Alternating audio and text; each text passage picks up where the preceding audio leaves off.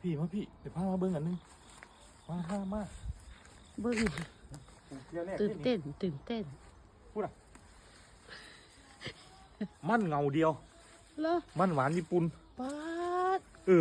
ดกด้วยนี่ ปา เขาจะค่อยปลูกเทแรกเบิ้งหนัก ปาด 1 2 3 4 5 6 7 ปาด 9 ปาดกี่กิโลเนี่ยปาด 10 ลูกเบิ้งเท่าละลูก ปาด วันนี้อยู่นี่มันสิประมาณ10 เงาพุ่นละ พูดอะตรงนี้มีอีกบอกโอ้นี่เงาเนอะปา ประมา ด ณ10 เงาคุดเงาเดียวตกใจเลยค่อย โอ้ปาด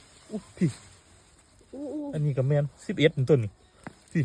ว้าว น้อยมัน ทำได้ดีอุ้ยให้ถลอก เก็บไว้เอาแนวปลูกปีหน้าอีก เอ้า ผู้ใดผ่านไปผ่านมากก็มาเอาไปกินเด้อหลาย พัน คัก พันปลูกกี่ต้นเนี่ย